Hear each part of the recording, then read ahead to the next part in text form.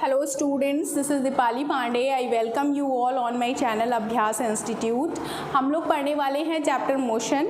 अगर मैं मोशन की बात करूं तो कोई भी ऑब्जेक्ट जो कि हमारे चारों तरफ है, ऑब्जेक्ट जो है यहाँ पर ऑब्जेक्ट का मतलब है कि कोई भी एक ऐसी बॉडी जो कि लिविंग भी हो सकती है, नॉन लिविंग भी हो सकती है, ठीक है, जिसके बारे में हम बात कर रहे हैं फिजिक्स में, उसको हम ऑब्जेक्ट कहते हैं। ठीक है, तो ऑब्जेक्ट जो है वो बच्चों दो काइंड के हो सकते हैं। एक हो सकते हैं कैसे, living objects, non living objects. अगर मैं साइज़ के अकॉर्डिंग ऑब्जेक्ट्स को डिस्क्राइब करूं तो साइज़ के अकॉर्डिंग मैं बोल सकती हूं मैक्रोस्कोपिक एंड माइक्रोस्कोपिक। मैक्रो का मतलब होता है ह्यूज बॉडीज़, बड़ी बड़ी बॉडीज़ जिनको आप देख सकते हो, जिनको आप रिकॉग्नाइज कर सकते हो, ठीक है। और माइक्रोस्कोपिक बॉडीज़ वो होती हैं जिनका साइज़ माइक्रो के बराबर होता है, बहुत स्मॉल साइज़ होता है and you can not distinguish them. तो भाई मैं यहाँ पर ऑब्जेक्ट को कैटेगराइज करने वाली हूँ। ऑब्जेक्ट को मैं दो टाइप में दिखा रही हूँ, एक है मैक्रोस्कोपिक और दूसरा क्या है, माइक्रोस्कोपिक। ठीक है, अब देखो मैक्रोस्कोपिक और माइक्रोस्कोपिक।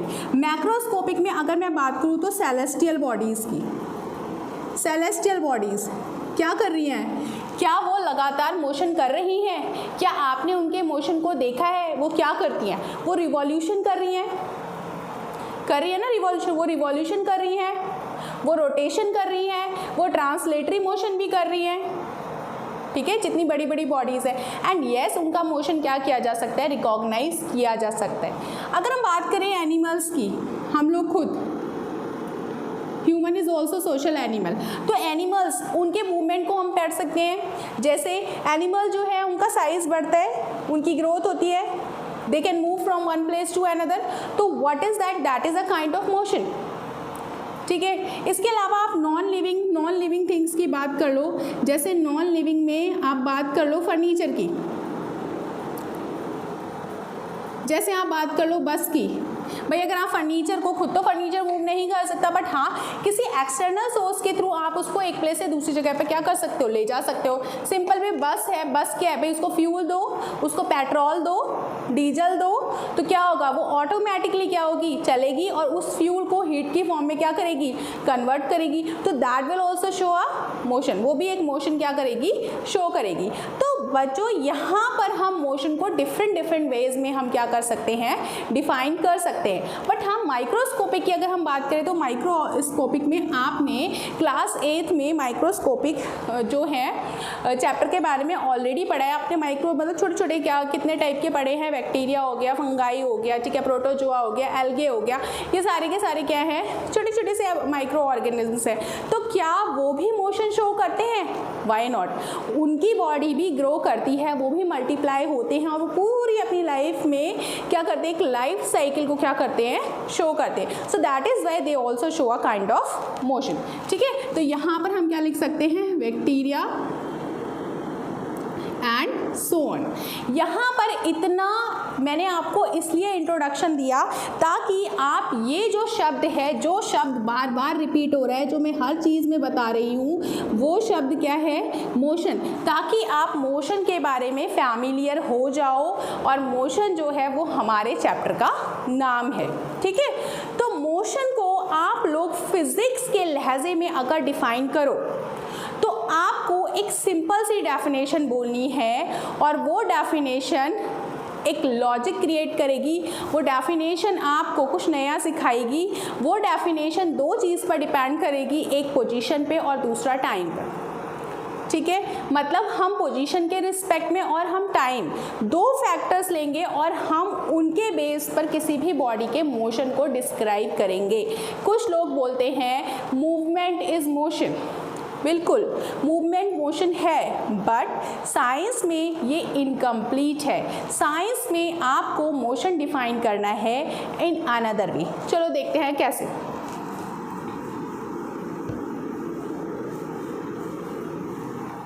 आपने बोला एक बॉडी जो कि मोशन कर रही है, एक बॉडी जो कि मोशन में है, वो दो चीज़ पे डिपेंड करती है, एक उसकी पोजीशन और दूसरा टाइम। ठीक है, time is never constant, time कभी भी कांस्टेंट नहीं है, टाइम हमेशा क्या करता रहता है, चलता रहता है। Time and tide waits for none, time हमेशा चलता रहता है, टाइम कभी किसी के लिए रुकता नहीं है। सो time is not constant, time कभी भी कांस्टेंट नहीं है। बट हाँ, अगर हम बात करें पोजीशन की, पोजीशन मीन्स टू से बच्चों, अगर मैं अभी इस जगह पर खड़ी हूँ और ये बोर्ड यहाँ पर है और अगर मेरी डिस्टेंस इस बोर्ड से हमेशा क्या रहे, सेम रहे।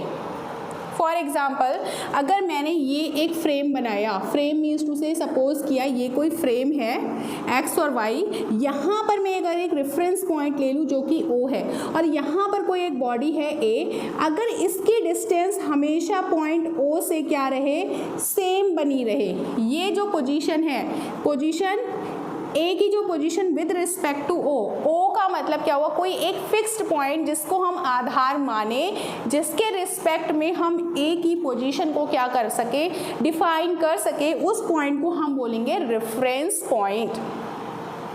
रेफरेंस पॉइंट आप कुछ भी चूज़ कर सकते हो। रेफरेंस पॉइंट मैं इसके लिए ये चूज़ कर सकती हूँ, मैं यहाँ पर कोई बॉडी है उसके लिए ये चूज़ कर सकती हूँ, मैं इसके लिए ये चूज़ कर सकती हूँ, वहीं से मुझे जो है अपनी एक्सेस शुरू करनी होगी।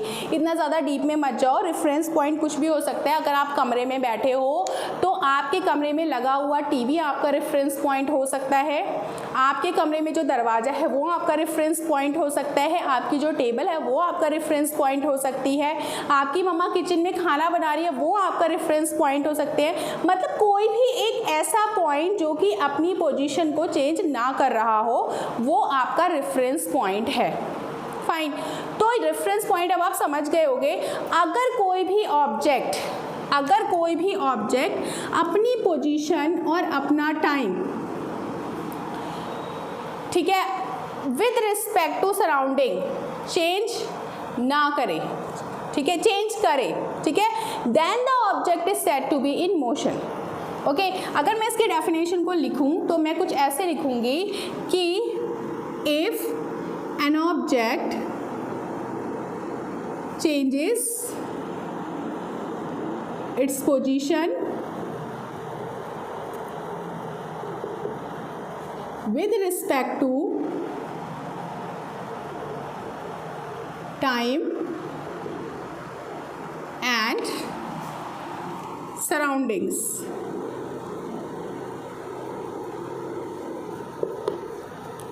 the object is said to be in motion। Class 9th में मोशन की डेफिनेशन को जानना बहुत ज़रूरी है। चैप्टर 1 मोशन पे रिलेटेड है, चैप्टर 2 जो है force and its laws of motion, जो कि चैप्टर 1 से कहीं ना कहीं क्या है, रिलेटेड है। आप न्यूटन के लॉज के बारे में पढ़ोगे उस चैप्टर में, भाई न्यूटन का फर्स्ट लॉ क्या है, न्यूटन का सेकेंड लॉ क्या है, न्यूटन का थर्ड लॉ क्या है, सारे के सारे मोशन पर ही बेस्ड है।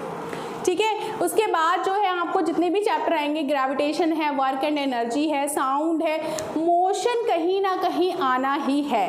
तो बच्चों पहले से ही पहले टॉपिक को ही कॉन्सेप्ट बिल्कुल क्लियर कर लो कि मोशन है क्या, मोशन क्या है। अगर कोई ऑब्जेक्ट अपनी पोजीशन को चेंज कर रहा है with respect to time and surroundings, the object is said to be in motion। अगर मैं यहाँ पर कोई पॉइंट मानूँ रेफरेंस पॉइंट, यहाँ पर कोई पॉइंट मानूँ रेफरेंस पॉइंट, या इस M को ही मानूँ रेफरेंस पॉइंट, और मैं चलती रहूँ, मतलब मैं अपनी पोजीशन को चेंज कर रही हूँ एक फिक्स पॉइंट के थ्रू, और मेरा टाइम क्या हो रहा है, वो तो चेंज हो ही रहा है।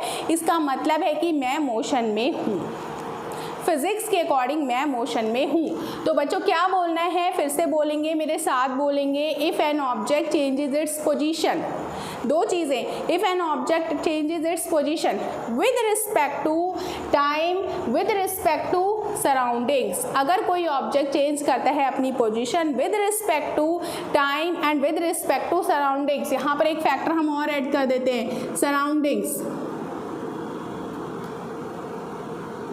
The object is said to be in motion. Class 9 clear कर लो, ठीक है। मोशन की परिभाषा क्या है, मोशन की डेफिनेशन क्या है? अगर कोई भी बॉडी अपनी पोजीशन को टाइम के रिस्पेक्ट में और सराउंडिंग्स के रिस्पेक्ट में चेंज कर रही है, it means the body is in motion. For example, बहुत सारे एग्जाम्पल्स हैं, जैसे सन के चारों तरफ, जैसे अगर सन यहाँ है तो सन के चारों तरफ अर्थ का रिवॉल्व करना, वो क्या है? सन क्या हो गया? रेफरेंस पॉइंट, और उसके चारों तरफ जो है अर्थ का घूमना, वो मोशन है।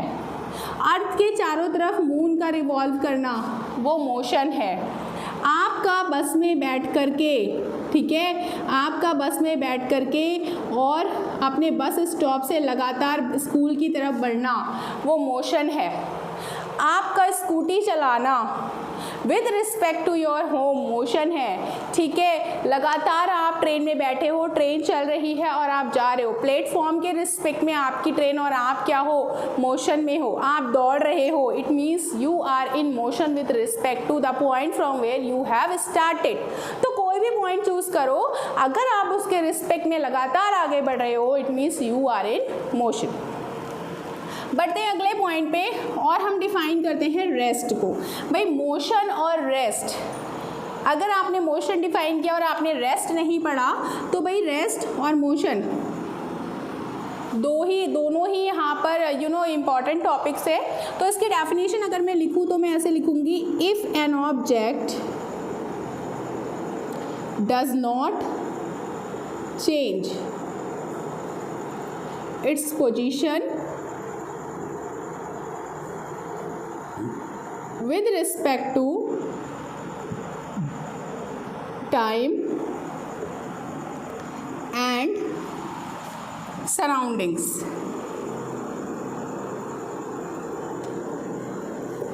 the object is said to be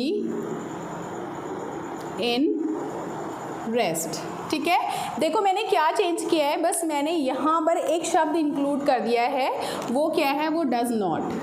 does not का मतलब है अगर कोई भी ऑब्जेक्ट अपनी पोजीशन को चेंज नहीं करता है with respect to time and surroundings, the object is said to be in rest. बच्चों देखो, अगर मैंने मान लिया, मैंने केस 1 लिया, मैंने ऐसा माना कि ये एक फिक्स्ड पॉइंट है, यहाँ पर एक ऑब्जेक्ट है, अगर ये ऑब्जेक्ट कभी भी अपनी पोजीशन चेंज नहीं करता, ये यहीं पर बना हुआ है इस पॉइंट के रिस्पेक्ट में, इसका मतलब है टाइम तो चेंज हो रहा है बट इसकी पोजीशन चेंज नहीं हो रही है with respect to this point. इसका मतलब ये है कि ये पॉइंट किस में है? ये रेस्ट में है, इट इज़ इन रेस्ट, ठीक है। बट अगर हम बात करें, जैसे मैं और मेरा फ्रेंड, हम दोनों एक ही डायरेक्शन में जा रहे हैं और सेम स्पीड से जा रहे हैं, मतलब एक ऐसे दौड़ रहा है और दोनों ऐसे, मतलब दूसरा भी ऐसे ही दौड़ रहा है और दोनों एक ही डायरेक्शन में जा रहे हैं। बच्चों, पहला वाला ऐसे जा रहा है तो दूसरा वाला भी ऐसे ही जा रहा है, और अगर ये 40 की स्पीड से दौड़ रहा है तो ये भी 40 की स्पीड से दौड़ रहा है, ठीक है। भाई 40 की स्पीड से कोई बिना व्हीकल के नहीं दौड़ेगा, बट ठीक है, मान लो दौड़ रहा है, फिजिक्स में सब कुछ मानते ही हैं, तो मान लो दौड़ रहा है, दोनों सेम स्पीड से एक ही डायरेक्शन में दौड़ रहे हैं, सेम स्पीड से दौड़ रहे हैं। इसका मतलब है कि दोनों की पोजीशन सेम अमाउंट में चेंज होगी, मतलब with respect to each other. वो दोनों किस में कहलाएंगे? रेस्ट में। सोच करके देखो, दिमाग लगाओ। भाई मैं और मेरा फ्रेंड, हम दोनों एक साथ एक ही डायरेक्शन में एक ही स्पीड से दौड़ रहे हैं, तो इसका मतलब जिस पॉइंट पे मैं पहुंचूंगी उसी पॉइंट पे वो पहुंचेगा सेम टाइम में, यानी कि हम दोनों की जो डिस्टेंस होगी ना with respect to each other, वो क्या बनी रहेगी? वो सेम बनी रहेगी। इसलिए एक दूसरे के रिस्पेक्ट में हम दोनों रेस्ट में होंगे, बट हाँ, जिस पॉइंट से हमने शुरू किया था ना, उस पॉइंट के रिस्पेक्ट में हम मोशन में कहलाएंगे, ठीक है। तो कॉन्सेप्ट पे जाओ, फिजिक्स में रट्टाफिकेशन मत करना। फिजिक्स में आप लोग 9th में शुरू कर रहे हो तो हर एक पॉइंट को समझ करके चलना। ये मत सोचना कि चैप्टर 1 मोशन है और इसमें इतनी एनसीईआरटी के क्वेश्चन दिए हुए, हाँ मैं इन क्वेश्चंस के आंसर रट लेता हूँ और हो जाएगा। नहीं बच्चों, 9th में ऐसा नहीं करना, क्योंकि अभी से आपको अपने पढ़ने का तरीका समझना है। तरीका क्या होना चाहिए, अंडरस्टैंडिंग बेस्ड। तो अंडरस्टैंडिंग करो, you will know better, you will learn better and you will do better. Fine. अब मोशन और रेस्ट के बारे में हमने पढ़ लिया, मोशन की डेफिनेशन हमने पढ़ ली, रेस्ट की डेफिनेशन हमने पढ़ ली। एक चीज़ इम्पॉर्टेंट ये है कि भाई मोशन और रेस्ट क्या ये दोनों आपस में किसी तरीके का रिलेशन रखते हैं, आर दे रिलेटिव? अगर आपके टीचर ने आपसे क्वेश्चन पूछा कि बच्चों बताइए क्या मोशन और रेस्ट रिलेटिव हैं, तो आप क्या बोलोगे? सोचो, आप बोलोगे, अपने टीचर को रिप्लाई करोगे कि yes motion and rest are relative. तो हमारा नेक्स्ट टॉपिक जो है वो ये है कि भाई motion and rest are relative. ऐसा क्यों? ऐसा हमने क्यों बोला कि भाई अभी तो हम उनको एंटी बोल रहे थे, अब हम कह रहे हैं कि मोशन और रेस्ट रिलेटिव है। वो कैसे? वो ऐसे, an object can be in motion as well as in rest at the same time. Okay, it means that motion and rest are relative। ठीक है, देखो यहाँ पर मैंने एक लाइन ये लिखी है कि भाई एक ऑब्जेक्ट जो है वो मोशन में भी हो सकता है और रेस्ट में भी हो सकता है किसी एक ही समय में। ठीक है, क्या आप इसको प्रूफ कर सकते हो? थोड़ा सा दिमाग लगाओ फिजिक्स में। यहाँ पर क्या मैं कहना चाह रही हूँ कि कोई एक बॉडी है वो मोशन में भी हो सकती है और वो रेस्ट में भी हो सकती है।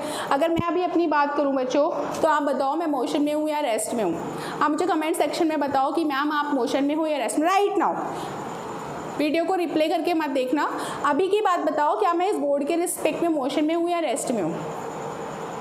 ऑब्वियसली आप बोल सकते हो कि मैम आप जो है अभी बोर्ड के रिस्पेक्ट में रेस्ट में हो, क्योंकि आपकी डिस्टेंस बोर्ड के रिस्पेक्ट में चेंज नहीं हो रही है। ठीक है, बट अगर बच्चों मैं ये प्रूफ कर दूं कि मैं अभी मोशन में भी हूँ, तो सोचो मैं ऐसा क्यों कह रही हूँ? देखो मैं ऐसा इसलिए कह रही हूँ क्योंकि अभी मैं बात करूँ, मैं जिस रूम में हूँ, मेरे आसपास जो भी सराउंडिंग्स हैं, मेरे पीछे जो बोर्ड लगा हुआ है, उसके रिस्पेक्ट में मेरी डिस्टेंस चेंज नहीं हो रही है। इसका मतलब मैं रेस्ट में हूँ, मेरी पोजीशन चेंज नहीं हो रही है। बट क्या बात है, अगर मैं सोचूँ सन के रिस्पेक्ट में, अगर मैं सोचूँ स्पेस के रिस्पेक्ट में, तो क्या मैं लगातार मोशन कर रही हूँ? क्या मैं सन के रिस्पेक्ट में या फिर मून के रिस्पेक्ट में बच्चों, क्या मैं अपनी पोजीशन चेंज कर रही हूँ लगातार? है ना, मैं चेंज कर रही हूँ ना अपनी पोजीशन लगातार, यानी कि मैं मोशन में भी हूँ, मैं रेस्ट में भी हूँ, मैं मोशन में भी हूँ। ज़रूरत क्या है, मुझे डिफरेंट रेफरेंस पॉइंट चूज़ करने हैं। ठीक है, मुझे डिफरेंट रेफरेंस पॉइंट चूज़ करने हैं और मैं मोशन में भी कहलाऊंगी और मैं रेस्ट में भी कहलाऊंगी एक ही टाइम में। यानी कि जो मैंने बात यहाँ पे लिखी है कि भाई एक ऑब्जेक्ट जो है मोशन में भी हो सकता है और रेस्ट में भी हो सकता है एट द सेम टाइम, ये करेक्ट है। तो मेरे प्यारे प्यारे बच्चों, एक ऑब्जेक्ट जो है मोशन में भी हो सकता है और रेस्ट में भी हो सकता है सेम टाइम में, यानी कि मोशन और रेस्ट क्या है, आपस में रिलेटिव हैं। अच्छा बच्चों, मुझे एक एग्जांपल दो। आप स्कूल जा रहे हो, ठीक है, आप स्कूल जा रहे हो और आपका फ्रेंड आपके पड़ोस में बैठा है, आपके पड़ोस वाली सीट में बैठा है। आप दोनों बैठे हो, बिल्कुल फिक्स होके बैठे हो, आप बिल्कुल भी उठ नहीं रहे हो अपनी प्लेस से। तो क्या आप बोल सकते हो आप रेस्ट में हो या मोशन में हो? सोचो, थोड़ा दिमाग लगाओ, क्या सोचते हो? चलो मैं बताती हूँ। आप जो है अपनी फ्रेंड के रिस्पेक्ट में, क्योंकि अपनी पोजीशन चेंज नहीं कर रहे हो, आप जो है कुछ इस तरीके से बैठे हुए हो। ये आपकी बस है, ठीक है, ये आपकी बस है, ये टायर्स हैं, यहाँ पे खिड़की है, यहाँ पे ड्राइवर भैया बैठे हैं, ठीक है। चलो इसको डोर बना देते हैं, ये डोर है, ये खिड़की है, यहाँ पर आप बैठे हो, यहाँ पर आपका दूसरा दोस्त बैठा है। आप दोनों अपनी पोजीशन चेंज नहीं कर रहे हो, एक दूसरे के रिस्पेक्ट में आपकी पोजीशन सेम बनी हुई है। इसका मतलब आप दोनों एक दूसरे के रिस्पेक्ट में क्या हो, रेस्ट में हो। बट हाँ, जो कंडक्टर यहाँ पे खड़ा हुआ है ना, उसके रिस्पेक्ट में भी आपकी पोजीशन चेंज नहीं हो रही है। अगर ये कंडक्टर अपनी जगह से हिल नहीं रहा है तो भाई आप इसके रिस्पेक्ट में भी रेस्ट में हो। क्या लगता है कि भाई यहाँ पे जो ड्राइवर जो गाड़ी चला रहा है, आप उसके रिस्पेक्ट में, बिल्कुल आप उसके रिस्पेक्ट में भी रेस्ट में हो, क्योंकि वो भी अपनी जगह चेंज नहीं कर रहा है। क्या लगता है ये जो सराउंडिंग्स है भाई, और भी लोग बैठे हैं, उनके रिस्पेक्ट में, भैया आप उनके रिस्पेक्ट में भी रेस्ट में हो, क्योंकि nobody is moving inside the bus. कोई भी बस में मूव नहीं कर रहा है, तो बस के इनर, बस के अंदर जो भी सराउंडिंग्स है उन सबके रिस्पेक्ट में आप रेस्ट में हो बच्चों। बट यस बच्चों, आपने एक कन्फेक्शनरी की दुकान जो कि रास्ते में पड़ी थी और वहाँ पर एक शॉपकीपर से आपने कुरकुरे का पैकेट खरीदा था, तो भैया उस दुकान के रिस्पेक्ट में तो आप क्या हो रहे हो, अपनी पोजीशन लगातार चेंज कर रहे हो। तो यानी कि आप इस दुकान के, इस शॉप के रिस्पेक्ट में क्या हो, मोशन में हो, ठीक है। बट यहाँ पर सराउंडिंग्स के रिस्पेक्ट में आप रेस्ट में हो, बट इस शॉप के रिस्पेक्ट में और आपका घर जो पीछे रह गया है उसके रिस्पेक्ट में आप मोशन में हो। समझ में आया ना मोशन और रेस्ट रिलेटिव कैसे हैं? मोशन और रेस्ट रिलेटिव इसलिए हैं क्योंकि एट द सेम टाइम आप मोशन में भी हो, आप रेस्ट में भी हो, ठीक है। आप अपने फ्रेंड के साथ बाइक लेकर के बड़े स्टाइल से निकले हो, तो हाँ, जो हेलमेट आपने लगाया है, अगर आप उसके रिस्पेक्ट में देखो आप रेस्ट में हो, अपना फ्रेंड जो आपने पीछे बिठा रखा है उसके रिस्पेक्ट में आप रेस्ट में हो, बाइक के रिस्पेक्ट में आप रेस्ट में हो। बट यस, जहाँ से आप अपनी जर्नी शुरू की है या फिर जहाँ से आप होकर के गुजर रहे हो, अगर उसमें से किसी भी एक पॉइंट के रेफरेंस पॉइंट मान लो बच्चों, तो उसके रिस्पेक्ट में आपकी पोजीशन लगातार चेंज हो रही है, यानी कि आप उसके रिस्पेक्ट में मोशन में हो। तो समझ में आया ना कि मोशन और रेस्ट रिलेटिव कैसे हैं? समझ में आया? मोशन क्या होता है? If an object changes its position with respect to time and surroundings, the object is said to be in motion. But if an object does not change its position with respect to time and surroundings, the object is said to be in rest. Fine. But yes, एक object एक ही समय में motion में भी हो सकता है, rest में भी हो सकता है। वो ऐसे, क्योंकि मम्मा अगर सो रही हैं, आराम कर रही हैं, तो वो रेस्ट में है with respect to the bed, with respect to the inner surroundings of the home, with respect to the objects which are constant. But she is in motion already because she is moving around the sun. She is moving around. We take on the basic of celestial bodies and बच्चों she is in motion also. Fine. तो इस तरीके से आप समझ सकते हो motion और रेस्ट के बारे में, and it is very very important to know. अपनी एक अच्छी सी कॉपी बनाओ, वहाँ पर सारे के सारे नोट्स लिखो और एग्जाम्पल्स ना अपनी तरफ से डिस्क्राइब करना सीखो, ठीक है। क्लास 8 की साइंस कहीं ना कहीं तो काम आएगी, क्लास 9th में काम आएगी, ठीक है, क्योंकि साइंस एक दूसरे से रिलेटेड होती है, बस हम थोड़ा सा डीप में जाते रहते हैं, ठीक है। तो यहाँ पर अब आपको मुझे जो है सेटिस्फाई इस तरीके से करना है, क्योंकि आपको रेगुलर बेसिस पे मैं जितनी भी वीडियोस बनाने वाली हूँ इस चैप्टर पे आपके साइंस के सिलेबस पे, you have to be in touch with me. आपको मुझे लगातार बताते रहना है कि मैम ये वाला कॉन्सेप्ट थोड़ा सा एक बार और बता दीजिए। एंड हाँ, जितने भी मैं क्वेश्चंस पूछ रही हूँ ना बच्चों, please let me know their answers and प्यारे प्यारे कमेंट्स ज़रूर करना मेरी वीडियो पे, because I get motivated by your comments. आपको मेरे चैनल को लाइक करना है, सब्सक्राइब करना है, शेयर करना है, और हाँ भाई सबको बता देना है कि मैम का जो चैनल है ना उसमें बेल वाला आइकन ज़रूर प्रेस करना है, क्योंकि मैम जब भी नई वीडियो डालेंगी तो हमको पता चलेगा। सो स्टूडेंट्स, आज के लिए इतना काफ़ी है, मिलते हैं अगली वीडियो में, तब तक टेक केयर, बाय बाय।